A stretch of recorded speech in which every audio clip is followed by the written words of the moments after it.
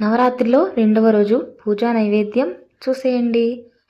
ఈరోజు నైవేద్యం అయితే నిమ్మకాయ పులిహోర అండి. ఈరోజు మనకి విజయవాడ కనకదుర్గ అమ్మవారు గాయత్రీదేవిగా దర్శనమిస్తారు. అలానే శ్రీశైలం బ్రహ్మరాంబిక అమ్మవారు అయితే బ్రహ్మచారిణీ దేవిగా దర్శనమిస్తారండి. ఒక్కొక్క ప్రాంతాన్ని బట్టి ఒక్కొక్క అమ్మవారి రూపం అనేది కొలుస్తూ ఉంటారు. కానీ చివరికి అమ్మ అయితే ఒకటే కదండి. ఆ అమ్మనే రూపాలు మార్చి కొలుస్తూ ఉంటారు. ఇంకా మనం యథావిధిగా స్టవ్కి బొట్టు పెట్టేసి నైవేద్యాన్ని అయితే మొదలు పెట్టేసుకుందాం. కొంచెమే చేస్తున్నా కాబట్టి ఆవు నెయ్యి వేసి చేస్తున్నా అండి, అంటే మంచిది అనేసి. ఇంకా మనం నిమ్మకాయ పులిహోరకి కావలసినట్టు అన్ని పోపులన్నీ తీసి పెట్టుకున్నా. ఫస్టే పచ్చిమిర్చి కట్ చేసుకుని కరివేపాకు అన్నీ పక్కన పెట్టేసుకున్నా. అల్లం గారెలు కూడా ఈరోజు నైవేద్యంగా పెట్టచ్చండి. అల్లం గారెలు అండ్ కొబ్బరితో చేసిన అన్నం ఇలా కూడా నైవేద్యంగా పెట్టచ్చు. నేనైతే నిమ్మకాయ పులిహోర చేస్తున్నా అండి. ఈ నిమ్మకాయ పులిహోరలో కూడా అల్లం ముక్కలు చిన్న చిన్నగా కట్ చేసి వేసా అండి.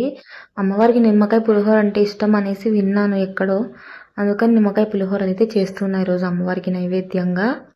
పోపు అయితే వేగిపోయింది కదండి. ఇప్పుడు అందులో కొంచెం పసుపు, సరిపడినంత ఉప్పు వేసుకోవాలండి. రుచి చూడకూడదు కదండి, సో అంచనా ప్రకారం అలా ఉప్పు వేసుకోవాలి. ఏంటోనండి, అమ్మవారికి ఏ ప్రసాదం అన్నా మనం చేస్తే గనక అది కరెక్ట్గా సరిపోతుంది. దాంట్లో అన్నీ రుచి కూడా ఎంతో బాగుంటుంది. అదేంటో తెలియదు మరి. ఇంకా అమ్మవారి దగ్గర పెట్టేసి యథావిధిగా ఎప్పుడు చేసుకున్నట్టే పూజ అనేది చేసేసుకున్నా. ఈరోజు గాయత్రీదేవి అలంకరణ కాబట్టి గాయత్రీదేవి మంత్రాన్ని చదువుకున్నా అండి. గాయత్రి మంత్రం మీ అందరికీ తెలిసే ఉంటుందండి. ఓం భూర్భువస్వః తత్సవితుర్వరేణ్యం భర్గో దేవస్య ధీమహి ధియో యో నః ప్రచోదయాత్. ఇది ఒక మంత్రం చదువుకున్నా. అండ్ అలానే ఓం శ్రీ గాయత్రి మాత్రే నమః అనుకుంటూ కుంకుమార్చన అయితే చేసేసుకున్నా. ఇలా నా పూజ అనేది గడిచిందండి ఈ రెండవ రోజు నవరాత్రిలో. ఇంకా అమ్మవారికి పెట్టిన నైవేద్యాన్ని చూపించి స్వీకరించమని అడిగి ఇంకా హారతి ఇచ్చి పూజ అయితే కంప్లీట్ చేసేసుకున్నా అండి.